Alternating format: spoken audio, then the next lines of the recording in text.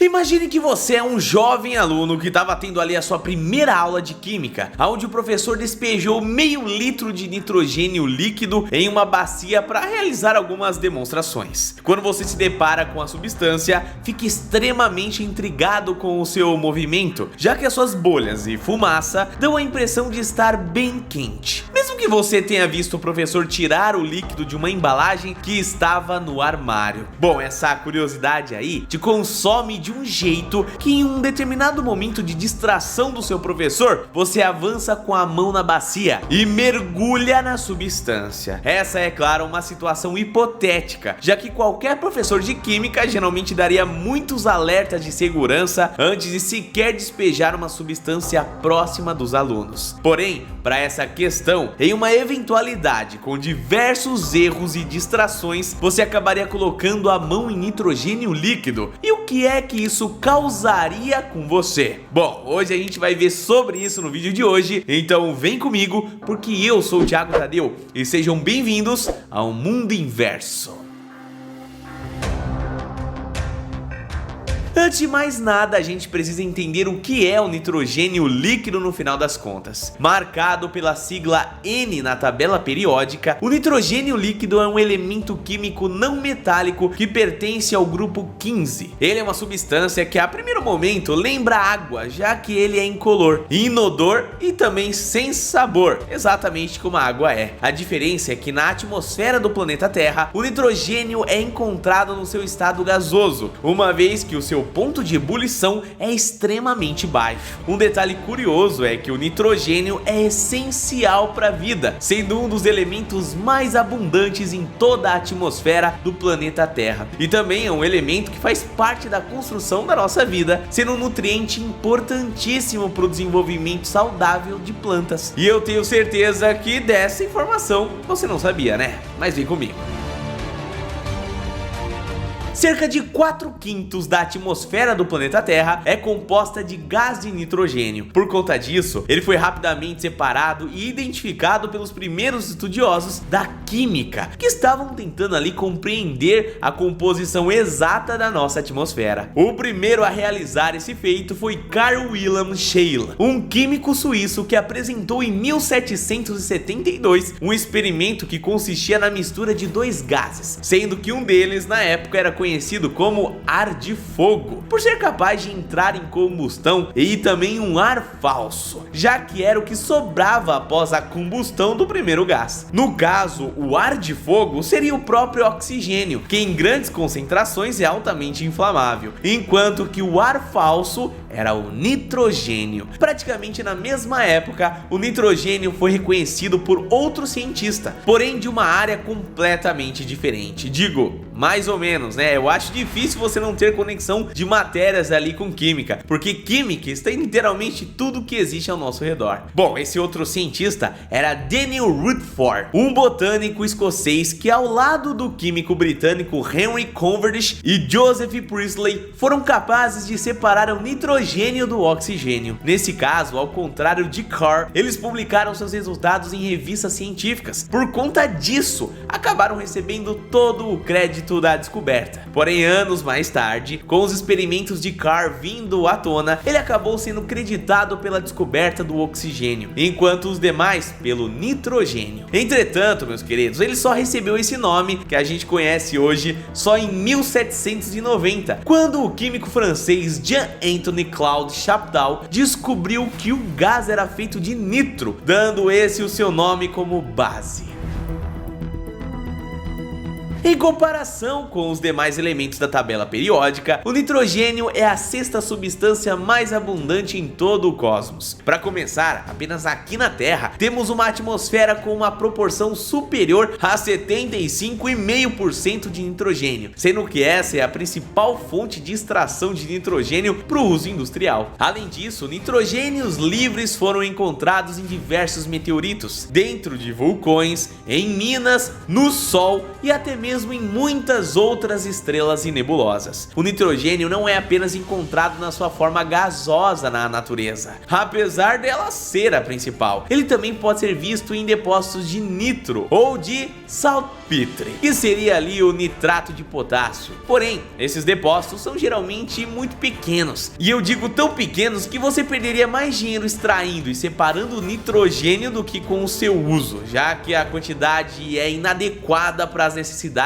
industriais humanas. E bom, se a substância está literalmente em qualquer lugar no mundo no ar, eu acho que é mais fácil tentar tirar ele dali mesmo, né, do que caçar embaixo da terra. Mas não é só aí que para não, viu? Há nitrogênio em abundância dentro de mim e de você, assim como de muitos animais e principalmente as plantas. De acordo com estimativas, cerca de 16% do peso de tudo que é composto por algo orgânico, principalmente a proteína, é oxigênio. Na verdade, nitrogênio, né? Atualmente, os 5 maiores produtores de nitrogênio do mundo são Índia, Rússia, Estados Unidos, Trinidad e Tobago e Ucrânia. A produção e uso comercial de nitrogênio vem em grande parte da destilação do ar liquefeito. Como o nitrogênio é uma substância que entra em ebulição com apenas 195,8 graus Celsius, quando abaixamos a temperatura do ambiente ao seu redor, separá-lo do oxigênio e demais gases não é fácil, porque basta você deixar a temperatura lá para os menos 150 graus, que todos os outros elementos vão ter se liquefeito e solidificado, restando ali apenas o nitrogênio como gás. Há também a possibilidade de você reduzir para além do seu ponto de ebulição, onde nitrogênio pode ser vendido na forma líquida e também na forma sólida, conhecido como o famoso gelo seco, justamente porque ao ser exposto à temperatura da atmosfera, o nitrogênio passa do estado sólido direto para o gasoso, fazendo com que, apesar de extremamente gelado, a sua pedra seja seca. A principal função do nitrogênio na indústria é agir como uma substância criogênica. Isso porque existem apenas alguns poucos gases que conseguem brigar com ele pelo ponto de ebulição e solidificação. Qualquer coisa que você coloque ali para lidar com a temperatura do nitrogênio sólido ou líquido vai ser eventualmente congelado. Logo, o nitrogênio é extremamente útil no processo de solidificação de substâncias gasosas, o que facilita muito, claro, o transporte e também o uso delas. É muito mais fácil manusear ali um cristal congelado de algum gás e deixar que ele naturalmente volte ao seu estado gasoso dentro do ambiente controlado, do que ficar movendo o gás de um lado para outro, já que eles não são bem assim, né, pegáveis, se é que a gente pode dizer isso. Mas seu uso é mais extenso do que isso, viu? Já que, por exemplo, na indústria química, o nitrogênio também é utilizado como uma substância que ajuda a prevenir a oxidação e outros tipos de deteriorizações ali de equipamentos. Como ele é um diluente inerte de um gás reagente, o nitrogênio é excelente para remover calor de diversos outros químicos, sendo um inibidor de incêndio muito valioso, tá? Por exemplo, aqui, quando nós temos um incêndio em uma fiação elétrica ou numa tomada, não podemos utilizar extintores à base de água, já que isso poderia acabar causando um curto que vai apenas eliminar o fogo no final das contas. Assim, nesses casos, nós podemos utilizar extintores de incêndio com base em gás carbônico ou nitrogênio, que permite apagar o fogo sem causar maiores estragos.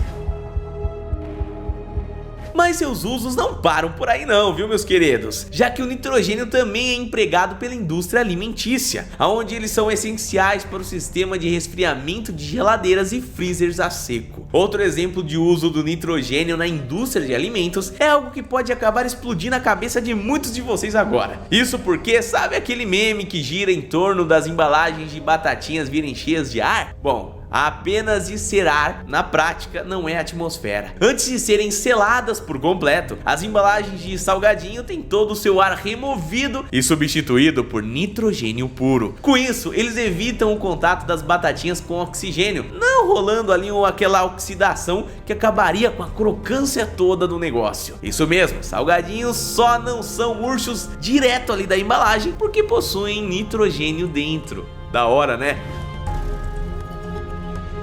Na medicina, o nitrogênio tem um papel essencial na preservação de tecidos orgânicos, sejam eles órgãos para o transplante, amostras de estudo ou de doação de esperma. Ele também no momento está sendo utilizado nos estudos de criogenia de seres vivos, ou seja, se algum dia a gente desenvolver a tecnologia de nos congelar sem morrer no processo, o nitrogênio vai estar lá como um dos tijolinhos principais.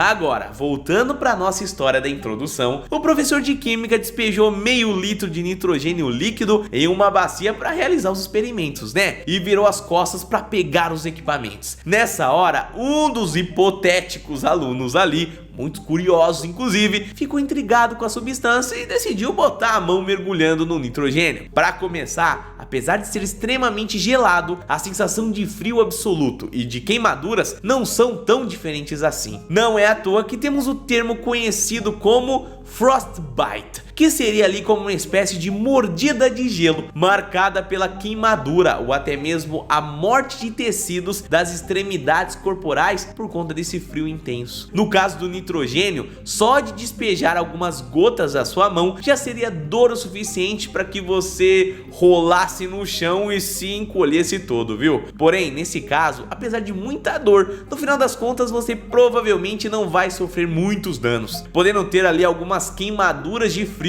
como consequência. Agora, já no caso do nosso aluno hipotético, ao colocar a mão inteira no nitrogênio líquido, você iria simplesmente causar o maior estrago possível ali, né? Nos primeiros 2 ou 3 segundos, a dor seria imensurável, onde você provavelmente sentiria o impulso de tirar a mão rapidamente, até mesmo como um reflexo da sobrevivência natural do nosso corpo. Porém, se você conseguir ignorar esses alertas claros, né, do perigo ali, e manter a mão por mais alguns segundos, a dor iria sumir por completo, sendo passada para os seus pulsos e braços. Na prática, enfiar a mão em nitrogênio líquido ou em magma seria uma sensação quase que semelhante. Isso porque, nos primeiros segundos, o sistema nervoso seria disparado como nunca. Porém, em poucos instantes, todas as terminações nervosas estariam inativas. Logo, seria impossível que o cérebro recebesse os sinais de dor por muito mais tempo. Aliás, essa relação de destruição e danificação de nervos